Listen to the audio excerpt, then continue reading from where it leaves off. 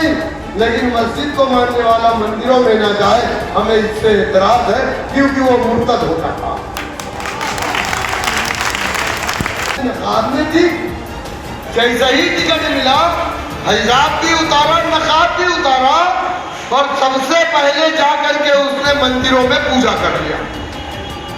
रजा academy ने फतवा जारी कर दिया, सर पर एक नई पोस्टल गश्त बना करके समाजवादी के लोग हमारी एक बहन इकरा हसन को घुमा रहे, उसको पोस्टल गर्ल बना दिया, और वो बच्ची बेचारी अभी उम्र ही क्या है, अल्लाह उसको हिदायत दे, जेल की सलाखों में या पुलिस की गोलियां खाएगी।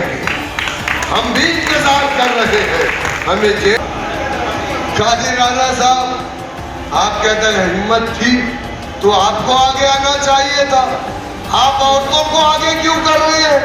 ये तो मर्दों का काम नहीं है। अच्छा, ये 2022 में सब चंद कुत्ते और सुअर निकल करके हमारे नहीं मिलेगी। आप फक्र से जियोगे, इज्जत के साथ रहोगे। मेरे दोस्तों, आप जाओ हैदराबाद में, एक पुलिस वाला जब किसी रिक्शे वाले, चक्की वाले, साइकिल वाले, स्कूटर वाले को धमकाता है तो फौरन धौल देता है।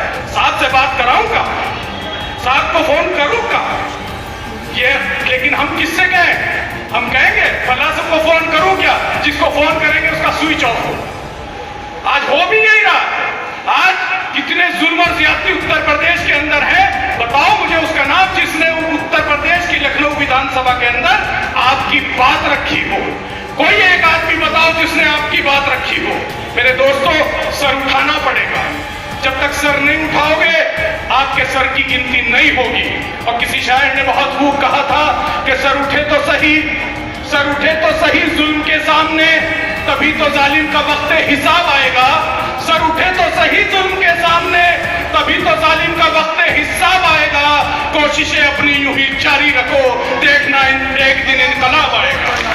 तो इंशाअल्लाह कोई इनकलाब भी अब दूर नहीं है।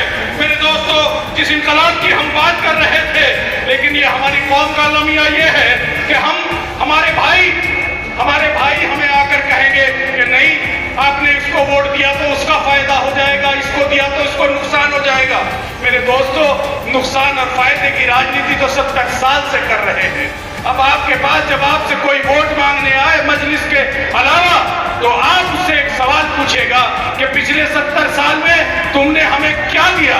तुमने हमारे हाथ में एनआरसी के कागज दिए, तुमने हमारे बच्चियों को हिजाब का जिहाद दिया, तुमने हमारी मस्जिदों की हिफाजत की, तुमने हमारी इबादत गाहों की हिफाजत की, तुमने हमारे मदारिस की हिफाजत की। आज हर पूरी हिंदुस्तान में, पूरी दुनिया हमारे कायद, आपके कायद जनाब बैरिस्टर असदुद्दीन ओवैसी साहब की तरफ को देख रही है कि वो शख्स जितनी मेहनत जद्दोजहद कर रहा है, वो शख्स जितनी हक परस्ती की बात कर रहा है। मेरे दोस्तों, टीवी का मंच हो या पार्लियामेंट का सदन हो या पब्लिक का मंच हो, हक से मुंह न फेरने वाला पहला कायद, मुझे बताओ, अगर इससे पहले आपने कभी किसी मुसलमान एमपी को सदन में ऐसे बोलते हुए देखा? सब बताओ मुझे, क्या किसी को देखा? मैं अपने उन बुजुर्गों से पूछना चाहता हूं जिनकी उम्र 50-60 साल हो गई, क्या इस 70 साल के पार्लियामेंट में कभी किसी मुसलमान को इतनी बेबाक तरीके से बोलते हुए देखा? नहीं देखा। तो मेरे दोस्तों, अब हम और वफादारी का क्या सबूत चाहते हैं? मेरे दोस्तों, जब आपकी शरीयत में मुदाखलत की जा रही थी, जब आपके कुरान को के अंदर मुदाखलत की जा रही थी, कुरान के कानून को बदलने की बात की जा रही थी, उस वक्त पूरा सदन खामोश था। एमपी भी थे, मुसलमान भी थे, लेकिन पूरा सदन खामोश था। उन्हीं के एमपी भी थे, कांग्रेस के एमपी भी थे, मुसलमान भी थे, लेकिन खामोश थे। एक अकेला मर्द मुजाहिद खड़े होकर कह रहा था कि नहीं, जब और उन्होंने असद साहब ने यहां तक कहा उन एमपीओ से कि आप, ये शरीयत का मामला है, ये कुरान का मामला है, तुम्हारा भी खुदा वही है जो मेरा है, तुम्हारे भी रसूल वही है जो मेरे हैं, तुम्हारी भी शरीयत वही है जो मेरी है, तुम्हारा भी काबा वही है जो मेरा है। तो इस मुद्दे पर मेरे साथ सदन में आ जाओ। तो वहां समाजवादी भी थी, वहां बसपा भी थी,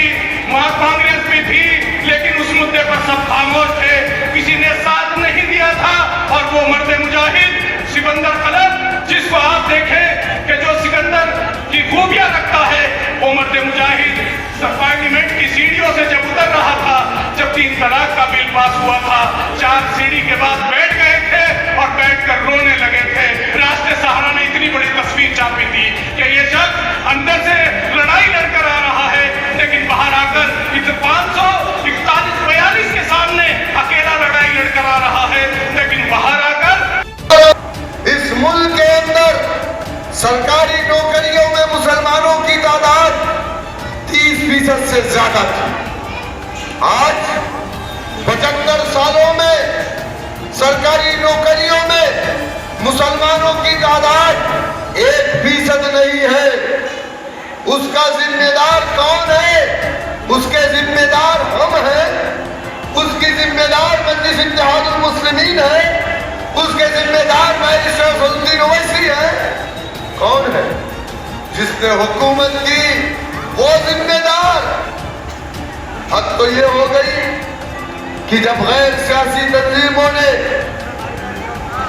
ये आवाज उठाई, हमारे उलमाए किराम ने आवाज उठाई कि मुसलमान पिछड़ रहा है, मुसलमान पिछड़ रहा है, मुसलमान पसमानदा हो रहा है, तो कमेटियों का गठन किया गया। कभी संसद कमेटी, कभी रंगनाथ मिश्रा कमीशन, कभी कुंडू कमीशन। आजादी हरी कुर्बानियां नहीं, क्या रेशमी रुमाल की तहरीक हमने नहीं चलाई? क्या हमारे मसाजिद से, हमारे मदारिस से अंग्रेजों के खिलाफ जिहाद का फतवा नहीं दिया गया? लेकिन क्यों 75 सालों में हर समाज बढ़ता गया, हर समाज बढ़ता गया। दूध बेचने वाला यादव जी हो गया, 4 बार हुकूमत में आ गया।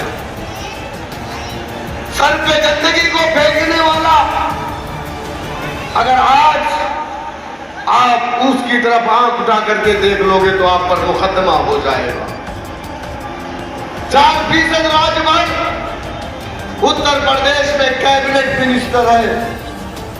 पुलिस वालों की हिम्मत नहीं है कि किसी राजभर के बेटे को हाथ लगा ले, लेकिन बस इनकी हिम्मत अगर चलती है तो बुढ़ाना के अंदर हमारे मुसलमानों पर फर्जी मुकदमे लगाने की। क्यों आप जानते हैं, समाजवादी को वोट देंगे, आपके हालात में तब्दीली नहीं आएगी। राजभरों ने अपना नेता बनाया तो उनके हालात ठीक हुए। आपने अपना नेता नहीं बनाया। सुनो मेरे कौम के गयूर नौजवानों, मेरे बुजुर्गों, इतिहास के पन्नों में नाम उसी का होता है जो जंग में हिस्सा लेता है। चाहे वो जीतता है, चाहे वो हारता है, लेकिन उसका नाम लिखा जाता है। लेकिन जो इन दोनों के बीच में जाकर के हुक्का चढ़ाता है, पानी पिलाता है, नारे लगाता है, उसका नाम इतिहास के पन्नों में नहीं लिखा जाता। और हमने 75 साल यही किया। बीजेपी की हार पर, कांग्रेस की जीत पर लड्डू हमने बांटे। समाजवादी की जीत पर, कांग्रेस की हार पर लड्डू हमने बांटे। जितेंद्र और महेंद्र के झगड़े में अब्दुल दीवाना हुआ, सरकार जितेंद्र की बनी या महेंद्र की बनी, मारा तो अब्दुल गया ना। क्या मेरी बात गलत है? 20% हमारी आबादी, कितना? 20%। जेल की सलाखों में हमारी आबादी 35% है। ये नाइंसाफी नहीं है। अगर इस नाइंसाफी के खिलाफ हम बोलते हैं तो समाजवादी पार्टी का मुस्लिम चपरासी दलाल हमको कहता है कि हम तो बीजेपी की भी टीम है। कहते तुम खामोश रहो, तुम बोलोगे तो बीजेपी को फायदा होगा। बहुत अच्छा हुआ कि तुम जैसे लोग फलस्तीन में नहीं पैदा हुए, वरना तुम उठा करके मस्जिद अक्सा को इसराइल को दे देते और कहते इसी की वजह से लोग मर रहे हैं तो यही दे दो। हमने कल बोल दिया तो आज टेलीविजन वालों ने हमारा भी बाजा बजाया। हमने फलस्तीन का नाम ले लिया तो कह रहे हैं कि देखिए भड़काऊ बात कर दिया। हमारे देश भारत की पॉलिसी है और वो क्लियर पॉलिसी है। बीजेपी के पूर्व prime minister India Atal Bihari Vajpayee ने कहा था कि इसराइल एक असंवैधानिक देश है जो फलस्तीन की जमीन पर कब्जा करके बैठा है। इसराइल को फलस्तीन की जमीन को छोड़ना पड़ेगा और मौजूदा वक्त में हमारी मौजूदा हुकूमत भी दूसरी पॉलिसी पर है कि फलस्तीन एक स्वतंत्र राज्य बनना चाहिए। फलस्तीन अरबों का है न कि फलस्तीन यहूदियों का है। यह हमारे भारत देश हमारी गवर्नमेंट की पॉलिसी। मैंने कहा कि जो भी फलस्तीन में हो रहा है ये नस्ल कुशी है, आतंकवाद है। इसराइल एक आतंकवाद देश है। इसराइल जो कर रहा है फलस्तीन के अंदर ये गलत है। लेकिन आप देखिए लाखों की तादाद में लोग शहीद हो गए, छोटे छोटे बच्चों को मार दिया है जालिमों ने, मां और बहनों को मार दिया जालिमों ने। लेकिन किसी एक फलस्तीनी ने बाहर निकल करके नहीं कहा है कि मस्जिद अक्सा की वजह से और हमास की वजह से हमारी जाने जा रही। कहा किसी ने, लेकिन यहां तो कहते हैं वैसी ना बोले वरना बीजेपी आ जाएगी। अरे हम उस वक्त फिरौन नमरूद शद्दाद कारून से नहीं डरे, मौजूदा वक्त के फिरौन नमरूद शद्दाद कारून से नहीं डरते। यह यूसुफ अलैहिस्सलाम की सुन्नत है। हम जाने को तैयार हैं, फांसी पे चढ़ाना है चढ़ा दीजिए, जान शहादत नोश फरमा लेंगे। हमें डर इस बात का नहीं है, लेकिन हम हक बात बोलेंगे क्योंकि हमें अल्लाह सुब्हानहू व तआला की अदालत में जवाब देना है। जब हम इस दुनिया से जाएंगे, अल्लाह सुब्हानहू व तआला ने हमें इस दुनिया में क्यों भेजा? कोई मकसद तो रहा होगा ना। अल्लाह ने इस दुनिया में हमें क्यों भेजा? जब अल्लाह सुब्हानहू व तआला ने फरिश्तों को इकट्ठा किया तो कहा गया है फरिश्तों मैं अपना खलीफा बनाने वाला हूं, अपना नायब बनाने वाला हूं। फरिश्तों ने क्या कहा? ऐ अल्लाह आप ऐसे लोगों को क्यों बनाएंगे जो जमीन पर जाकर के खराबियां करता फिरे?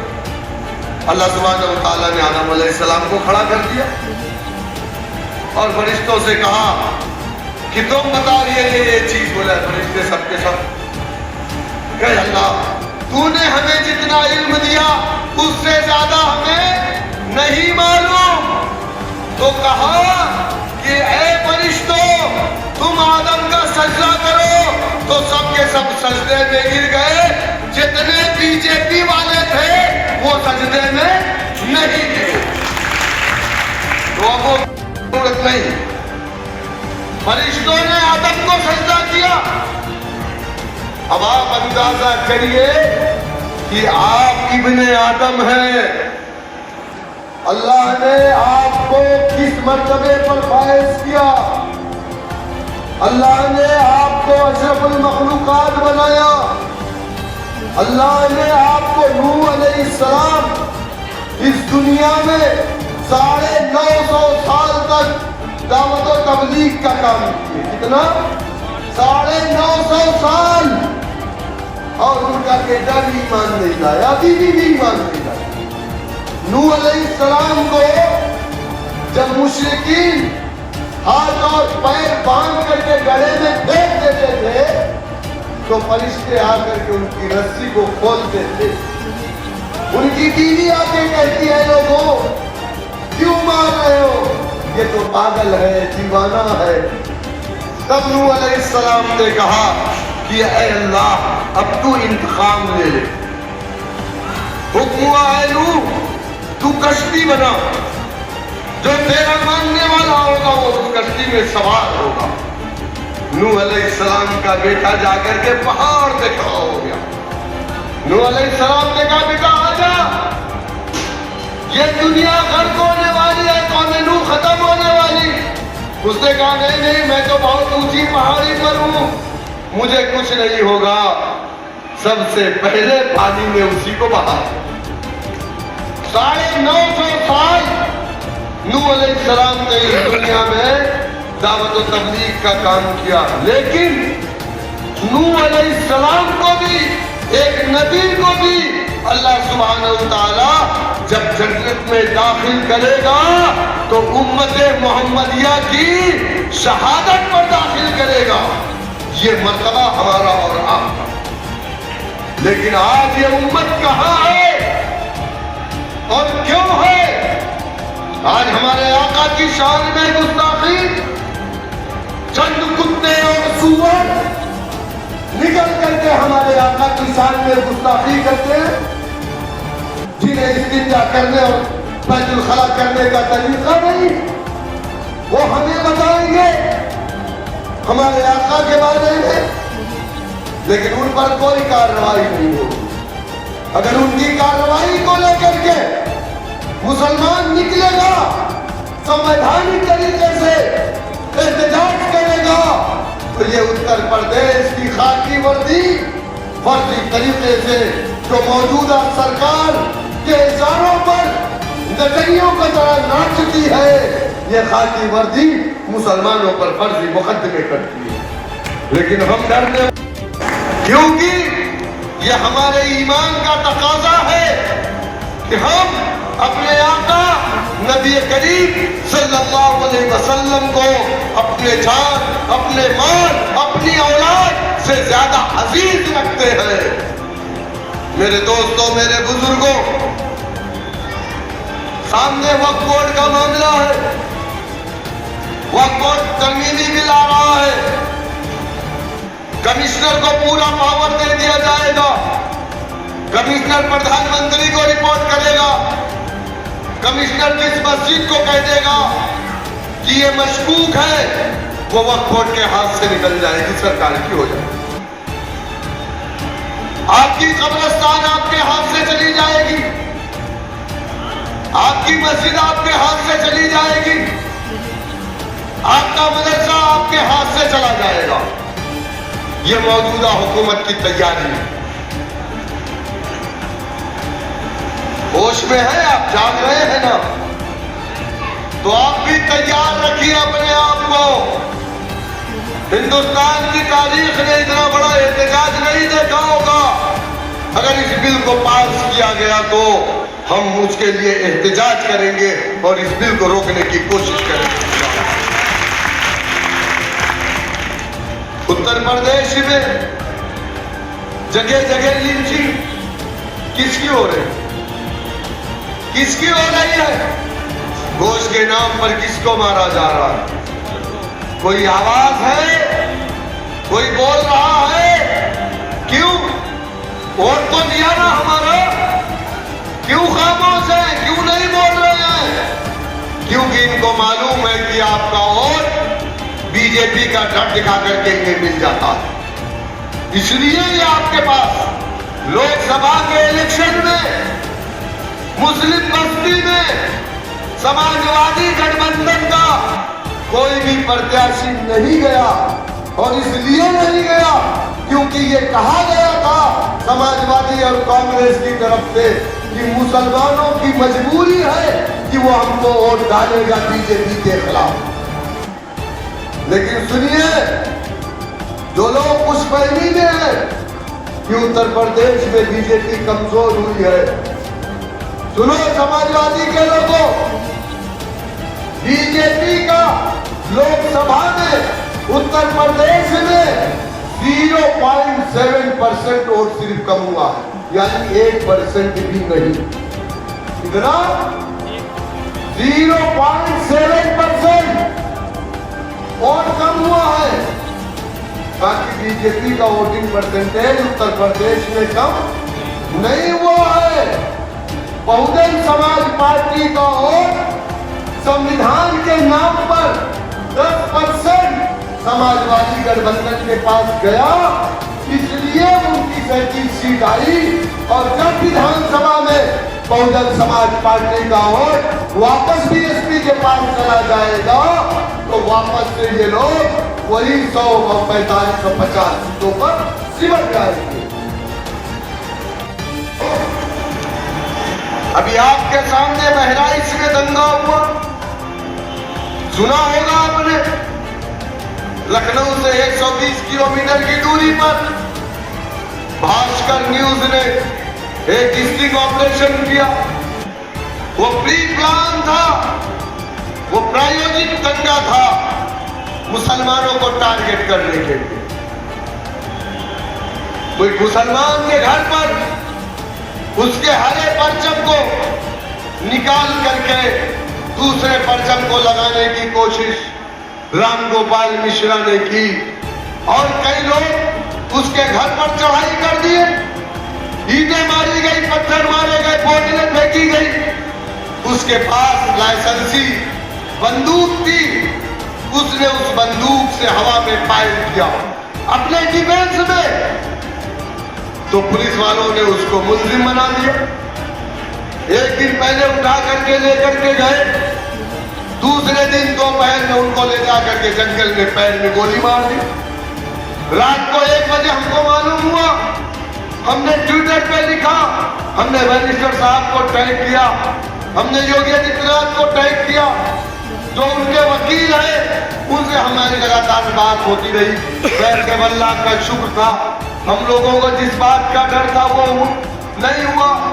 हमको डर इस बात का था कि ये सीने में गोली मार देंगे, लेकिन अल्लाह ने बचाया, उनके पैर में गोली मार। 150 मुसलमानों के मकान को नजरे आतिश कर दिया गया। कितना? 150। और बहराइच में वकार शाह नाम का 3 बार का कैबिनेट मिनिस्टर समाजवादी पार्टी का पूरे एमएलए, उसकी बीवी मौजूदा एमएलए, जिस दिन दंगा शुरू हुआ दोनों मियां बीवी अपना बोरिया बिस्तर बांधे और बहराइच से भाग गए।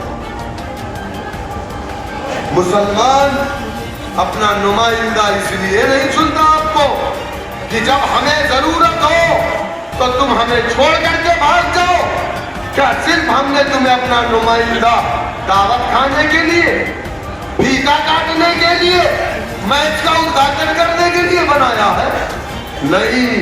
जब हम पर मुसीबत के पहाड़ टूटे, हमारे साथ जुल्म, अन्याय, नाइंसाफी, अत्याचार हो, अगर तुम हमारे साथ नहीं खड़े हो, इसका मतलब यह है कि तुम हमारे नुमाइंदे नहीं हो, तुम अखिलेश यादव के नुमाइंदे हो, समाजवादी के नुमाइंदे हो, मुसलमानों के नुमाइंदे नहीं। आज जो हालात हमारे साथ है, जो चीजें हो रही हैं, आप मुझे बताइए इसमें सुधार कैसे आए, तब्दीली कैसे आई? जमहूरियत की सबसे बड़ी ताकत सियासत है। क्या है? जमहूरियत की सबसे बड़ी ताकत सियासत है। स्टेशन पर चाय चाय चाय बेचने वाला, अपने मुंह से उन्होंने कहा मैं स्टेशन पे चाय बेचता था। हमारे देश के प्राइम मिनिस्टर कहा 35 साल मैंने भीख मांगी। आप अंदाजा करिए सियासी कुव्वत क्या होती है। 35 साल भीख मांगने वाला, स्टेशन पर चाय बेचने वाला, एक सियासी कुव्वत की बदौलत इस देश का प्राइम मिनिस्टर बनता है और रात को 8 बजे खड़ा होता है, कहता है आज से 1500 का नोट पर आपकी पॉकेट में रखा हुआ पैसा कागज का टुकड़ा बन गया। ये ताकत किसने दिया? ये ताकत उसे सियासत ने दिया। और हमारे बड़ों ने हमसे कहा कि ऐ मुसलमानों, तुम अपनी कोई सियासी जमात मत बनाना, ये तुम्हारे लिए शजरे ममनुआ। हमने अपना कोई सियासी प्लेटफॉर्म नहीं बनाया। आज यही वजह है हमारे प्रदेश के मुखिया क्या है? तू है एक संत है, उत्तराखंड से डॉक्टर नैयर साहब के यहाँ से माइग्रेट होकर के आए। मैं तो इनसे कहूंगा कि उनको वापस लेकर के चले जाइए। उत्तराखंड से उत्तर प्रदेश आए, अवैधनाथ जी के वो संतान बने। गोरखपुर में गोरखनाथ मंदिर में पुजारी थे, लेकिन एक सियासी कुव्वत की वजह से आज हिंदुस्तान के सबसे बड़े सूबे के मुख्यमंत्री हैं कि नहीं है? अरे उत्तर प्रदेश में 2017 से लेके अब तक जितने इनकाउंटर हुए हैं उसमें 35% इनकाउंटर मुसलमानों का हुआ। किसने करवाया? आज इन पुलिस वालों की हिम्मत है कि बाबा का जो आदेश हो जाए उस आदेश का ये पालन ना करे। ये ताकत किसने दी? ये ताकत सियासत ने दी। जिस कौम के पास अपना सियासी रहबर नहीं, अपना सियासी झंडा नहीं, अपना सियासी डंडा नहीं, वो कौम लाचार होती है, उसे इंसाफ नहीं मिलता। मैं आपके सामने एक मिसाल पेश करूंगा। आप जानते हैं हिंदुस्तान की पार्लियामेंट में कितने एमपी बैठते? अभी किसी ने कहा, डॉक्टर नैयर साहब ने, कि 542 एमपी बैठते। हमारे लीडर को लेकर के 543।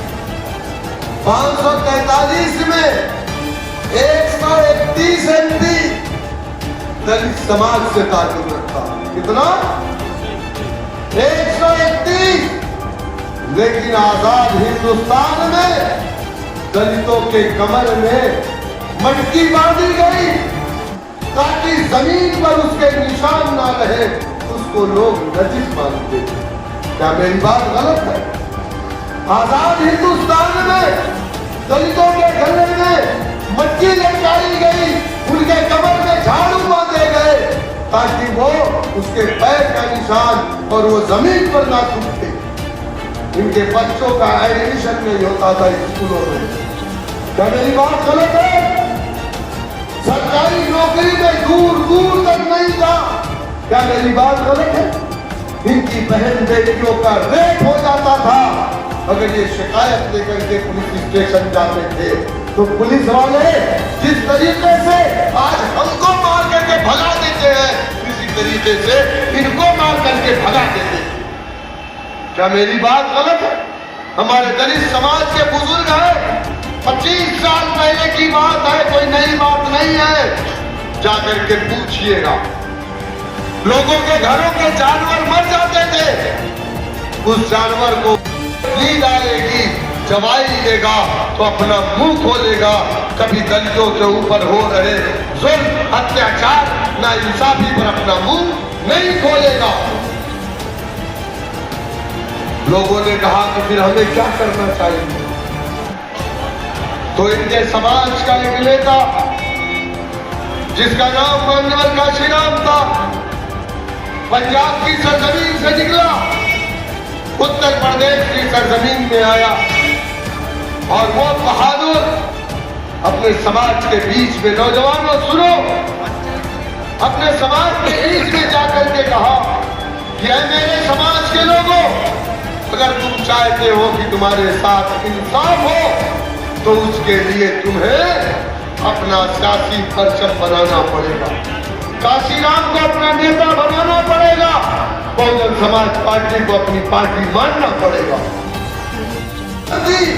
आज उसी तरीके से हम पर इल्जाम लगाया जाता है कि हम बीजेपी से पैसा लेकर के आए हैं, हम बीजेपी की भी टीम है, और ये इल्जाम लगाने वाला कोई हिंदू नहीं है, कोई दलित नहीं है, ये इल्जाम लगाने वाला कांग्रेस समाजवादी का मुस्लिम चपरासी है। लेकिन 11% जाटव समाज उत्तर प्रदेश में नौजवान खड़ा हुआ, उसने अपने बाप से कहा, पिताजी तूने पूरी जिंदगी हमसे गुलामी करवाई, तो लोगों के घरों की गंदगियों को हमारे सरों पर फिटवाया, तुम गुलाम बने रहे, लेकिन हम अब गुलामी नहीं करेंगे। तो लोग कहते हैं ना कि बाप मजबूर हो जाता है अपने बेटे के सामने, और लोग कहते हैं कि जिस ओर जवानी चलती है उस ओर जमाना चलता है।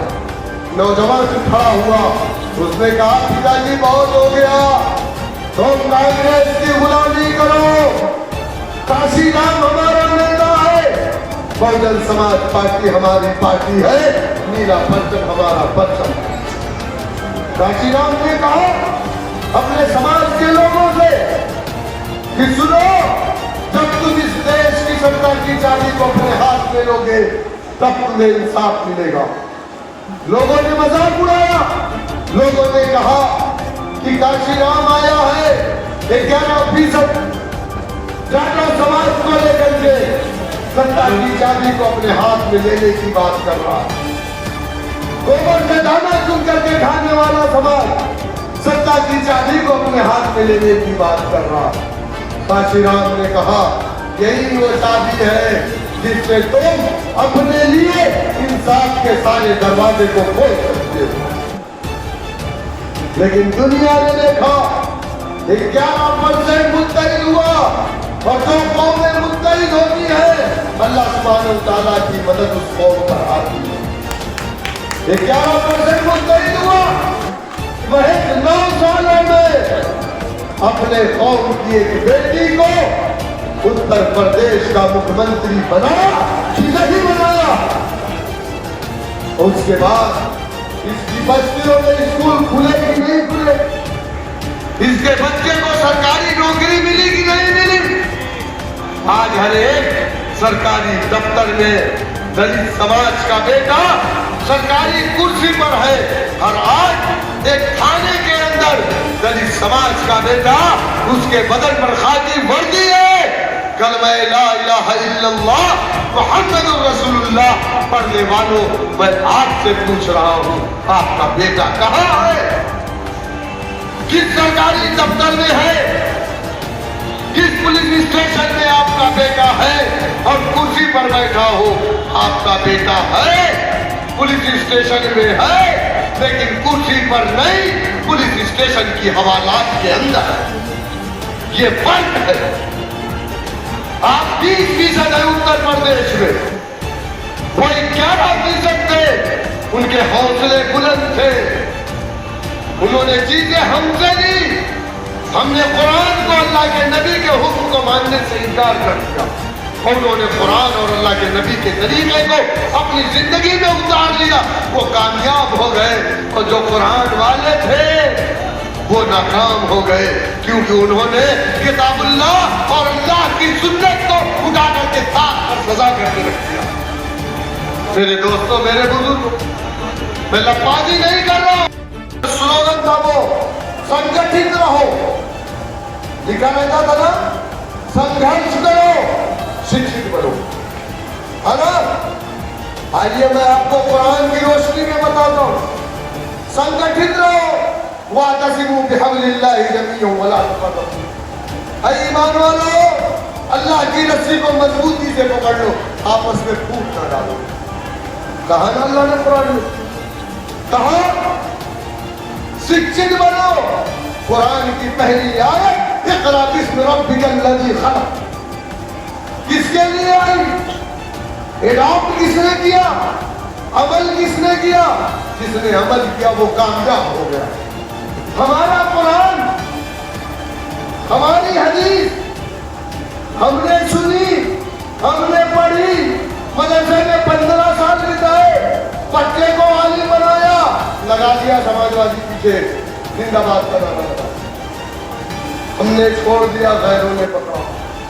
एक और कहा संघर्ष करो। संघर्ष, आज लोगों ने नाम बदल दिया।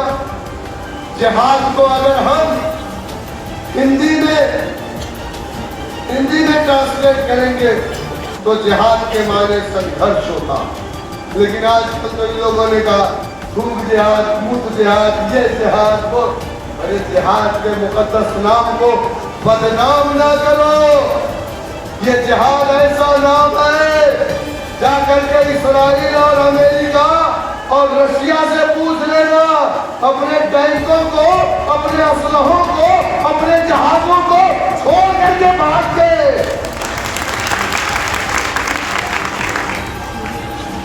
जिहाद के माने संघर्ष होता। तो आज से आप लोगों की छुट्टी कैंसिल। पतंग पतंग पतंग पतंग पतंग करेंगे ना इंशाअल्लाह, करेंगे ना। मेरे दोस्तों, मेरे बुजुर्गों, तकरीर तो बहुत है, अभी तो समाजवादी का नंबर ही नहीं आया। मैं बस आपसे यही कहूंगा कि आजकल पोस्टर पर एक नई पोस्टल गश्त बना करके समाजवादी के लोग हमारी एक बहन इकरा हसन को घुमा रहे, उसको पोस्टल गर्ल बना दिया। और वो बच्ची बेचारी, अभी उम्र ही क्या है, अल्लाह उसको हिदायत दे। जैसे ही एमपी बनती है वैसे ही बेचारी मंदिर में चली गई। तो हम यहाँ मस्जिदों में ले जाने की बात करते, मंदिर के मांगने वाले मंदिरों में जाए, हम उससे कोई एतराज नहीं, लेकिन मस्जिद को मानने वाला मंदिरों में ना जाए, हमें इससे एतराज है, क्योंकि वो मुर्तद होता था।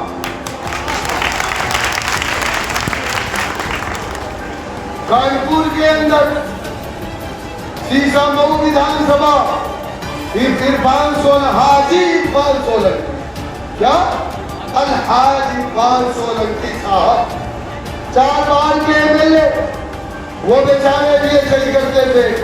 जब उनका टिकट होता था तो जा करके जलाभिषेक करते थे, शंकर के लिंग की पूजा करते थे। उनकी बीवी, उनको क्या हुआ, जेल हो गई, 7 साल की सजा हो गई, सीट खाली हो गई। अल्लाह जिसको चाहता है जहां जाके जाएगा गुप्तनी कर देगा। सीट खाली, उनकी बीवी नसीम वालों, नसीम सोलंकी, पार्टी ने, समाजवादी ने उनको टिकट दे दिया।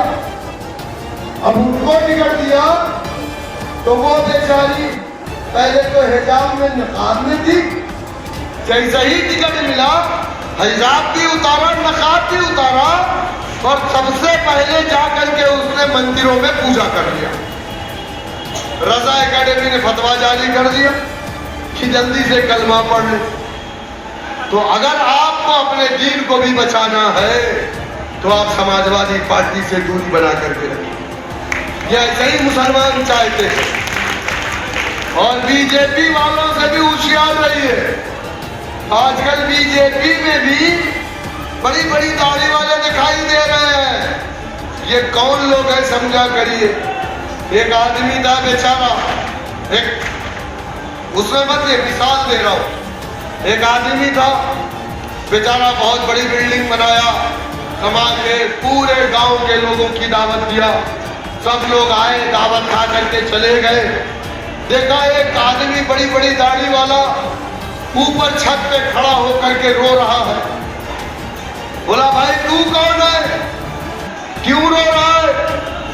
बोले मैं वो इब्लीस हूं जिसने तुझे 2 नंबर का धंधा करवाया, जिसने तुझसे चरस बिचवाया, जिसने तुझसे गांजा बिचवाया, तुझे मैंने यहां तक लाके खड़ा किया, और तू जब बड़ा आदमी बन गया तो यहाँ पे लिखा है हाजा मिन फज़्ल रब्बी, और सबकी दावत देकर के सबको दावत खिला रहा है, मैंने तुझे आगे बढ़ाया है। तो दाढ़ी इब्लीस को भी है।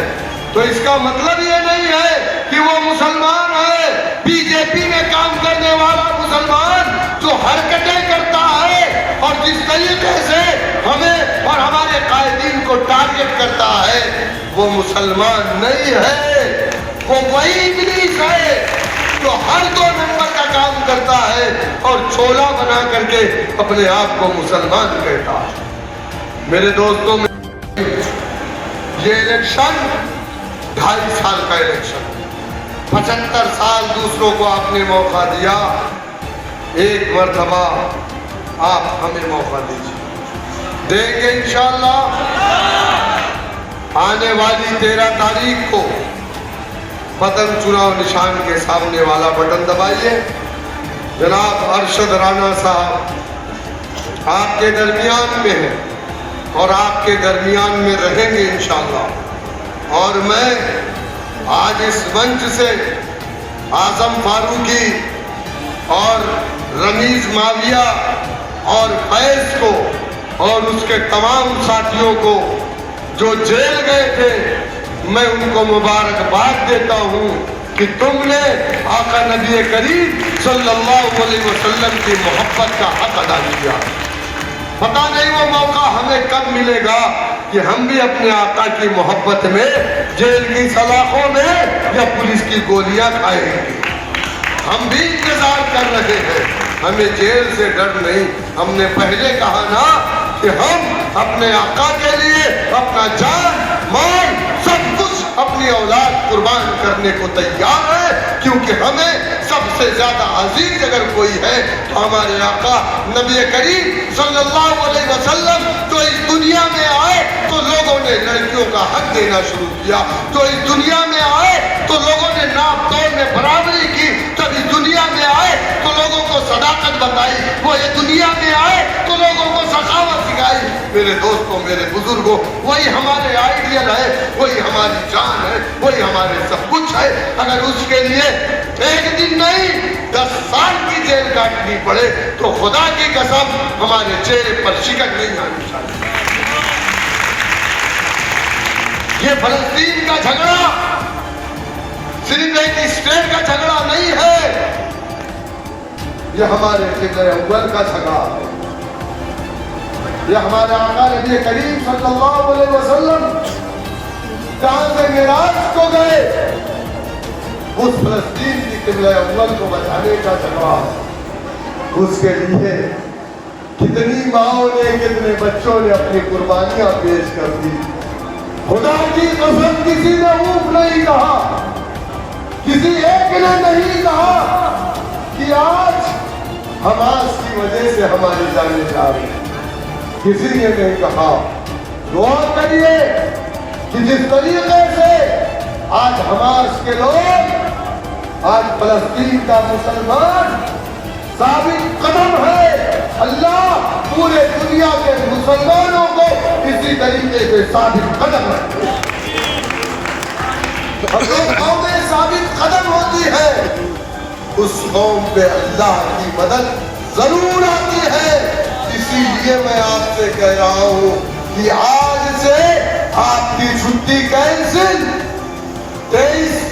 7 अक्टूबर से 2024 नवंबर आ गया 2023 से आज तक उस मुजाहिदीन ने कोई छुट्टियां नहीं ली, कोई नरम बिस्तर नहीं है, कोई खाने के लिए बिरयानी नहीं है, कोई रहने के लिए मकान नहीं है, लेकिन अल्लाह की राह में एक शीशा खिलाई हुई दीवार की तरह यूं मजबूती से दुनिया की सुपर पावर के सामने खड़े।